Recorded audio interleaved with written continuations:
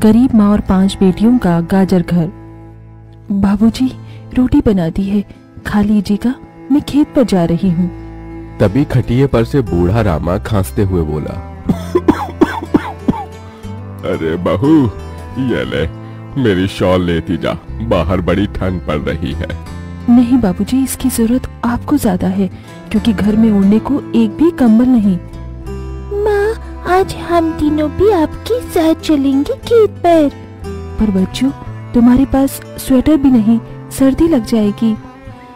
माँ, जल्दी तो आपको गुलिया दीदी और तानी दीदी को भी लगेगी। अगर हम जब एक साथ मिलकर खेत पर काम करेंगे तो ज्यादा पैसे आएंगे और फिर हम कंबल खरीद लेंगे। मेरा राजा बेटा कितना समझदार हो गया है, माँ के दुख को समझने लगा है। सरिता अपने बच्चों के साथ खेत पर आती है, जो कि जंगल के पास पड़ता था। बच्चों, हमें आज के आज खेत जोतकर गाजर की फसल बोनी है। सरिता की चारों बिटिया और राजा भी कड़ी मेहनत से बंजर खेत को जोतते हैं और फिर सब मिलकर खेती करते हैं। दिन बीतते हैं। एक रोज जब सरिता घर आती है तो वो अपने पति को घर में जुआ खेलते देखती है। अरे बिरजू, भूख लगी है, ये ले दारू, 2 घूंट मार ले। अरे खाली दारू, इसके साथ कुछ चखना मिल जाता तो मजा आ जाता। अरे देख बिरजू, तेरी लुगाई आ गई। बिरजू को घर में जुआ खेलते देखकर सरिता बौखला कर बोली, अजी, तुमको शर्म नहीं आती? घर में जुआ खेलते और दारूबाजी करते? तो फिर बोली, अरे जानती नहीं, पति परमेश्वर होता है और पत्नी की जगह पति के पैरों में होती है।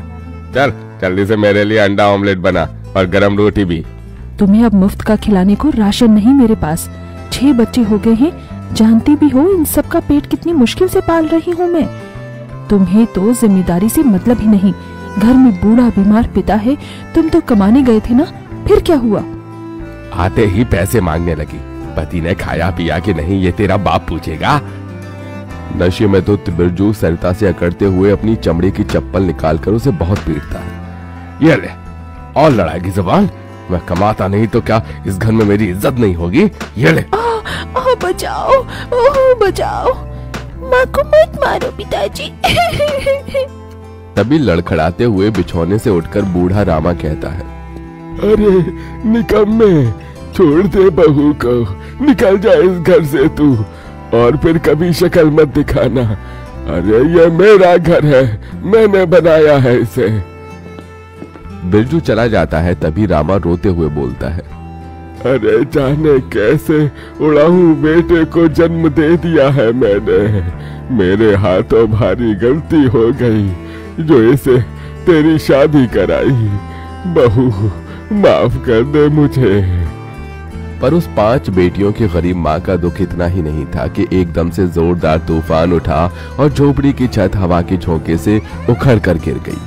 हे भगवान, इतना भयंकर तूफान!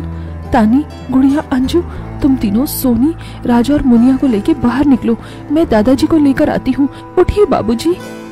नहीं बहू, तू जा, मेरा समय आ गया है। तुझे उन 5 बच्चियों की सौगंध, तेरे बाद उन्हें देखने वाला कोई नहीं। जा बहू, जा। सरिता के बाहर निकलते ही पूरी झोपड़ी गिर जाती है। सरिता छाती पीट पीट कर रोने लगती है। बाबूजी, अरे कैसा निर्दयी है रे तू ऊपर वाले। क्या मिला आखिर, क्या मिला तुझे मेरा घर उजाड़ कर?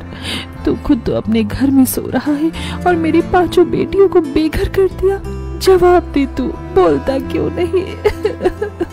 सरिता को टूट कर रोता देखकर उसकी 5 बेटी भी बिलख बिलख कर रोती है।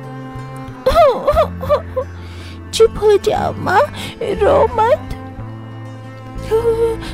माँ, मुझे जल्दी ठंड लगती है। हे भगवान, इतनी बर्फ गिर रही है, मुझे इस ठंड से अपने बच्चों को बचाना होगा। सरिता सबका दरवाजा खटखटाती है, मगर कोई भी मुसीबत में उसकी मदद नहीं करता। हार कर वो अपने जंगल वाले गाजर के खेत में आ जाती है और सब रात भर ठंड से कांपते ठिठुरते हुए बीतती है। माँ, बहुत भूख लगी है। हाँ माँ, मुझे भी भूख लगी है।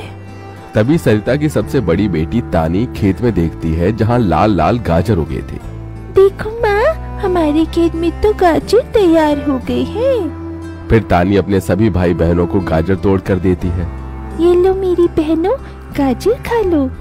अपनी बेटियों को ठंड में ऐसे देख उस गरीब माँ का मन अपार दुख से भर जाता है। अपनी इस गरीब लाचार माँ को माफ कर देना बच्चों, तुम्हें ये ठंड भोगना पड़ रहा है।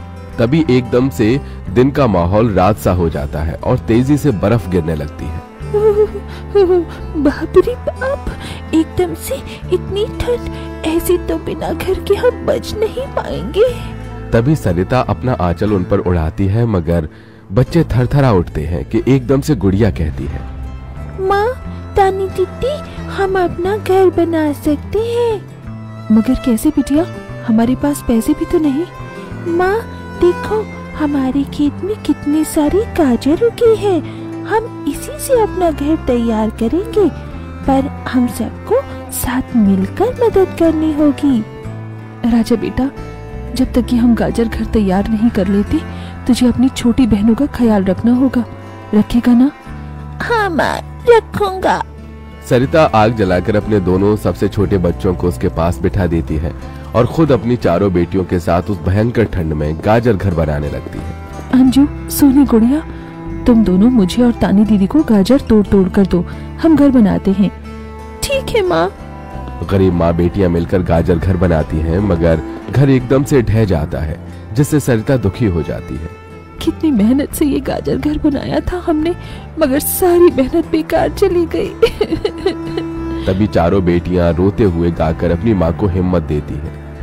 जिंदगी की यही रीत है, हार के बाद ही जीत है, थोड़ी आंसू है थोड़ी हंसी, आज गम है तो कल है खुशी, जिंदगी की यही रीत है, हार के बाद ही जीत है।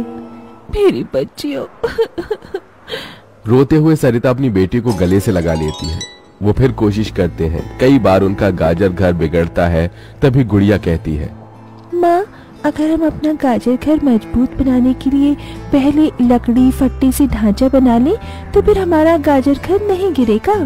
सब ऐसा ही करते हैं, जिससे उस बार उनका गाजर का घर मजबूत बन जाता है। सरिता अपनी पांचों बेटियों और बेटे के साथ घर के अंदर आती है, तब जाकर उनके शरीर को गर्माहट महसूस होती है। अरे वाह माँ, दीदी, आप सबने कितना सुंदर गाजर घर बनाया है, और ये कितना गर्म भी है। तभी सरिता अपने बेटे बेटियों का मुंह देखती है, सबकी आंखों में भूख थी। मैं जानती हूँ तुम सबको भूख लगी है ना, अपनी माँ को एक दिन दे दो, मैं कल काम ढूंढ लूंगी। ठीक है, आज हम ये गाजर खाकर सो लेंगे। आप भी खा लो ना माँ, आपने 2 दिन से कुछ नहीं खाया। सोनी अपने नन्हे हाथों से अपनी गरीब माँ को गाजर खिलाती है। अगले दिन सरिता ठंड में इधर से उधर काम ढूंढने भटकती रहती है, मगर कोई उसे काम नहीं देता। इधर अब उसके खेत के गाजर भी खत्म हो गए थे, जिससे उसकी बेटियां भूखी थी और उसकी दुधमुही बेटी भूख से रोई जा रही थी। माँ, मुन्ना को भूख लगी है, उसे खाना चाहिए। छोटे बच्चे खाना नहीं खाते राजा, इसे दूध पीना है। हे बसुरी बजैया, एक माँ की ममता की इतनी भी परीक्षा मत लो कि वो अपने बच्चे को दूध भी ना पिला सके। तभी सरिता को द्वार पर एक गाय के रंभाने की आवाज सुनाई दी। माँ, लगता है बाहर गाय आई है। सरिता अपनी बेटियों के साथ बाहर आकर देखती है तो गाय के थन से दूध की धारा बहे जा रही थी। इस गाय के थन में कितना दूध गिर रहा है। सरिता गाय का गर्म दूध अपनी बेटी को पिलाती है। तभी गाय उसके खेत में जाकर गोबर कर देती है, जिससे एकदम से जादू होता है और खेत लाल चमकदार गाजर से भर जाता है। माँ, ये तो कोई जादुई गाय लगती है। देखो, हमारे खेत में कितने गाजर उगाए। हाँ गुड़िया, मैं जादुई गाय हूँ, मुझे वरदान प्राप्त है। जिस भी बंजर खेत में मैं गोबर करूँगी, वो फसल से भर जाएगी।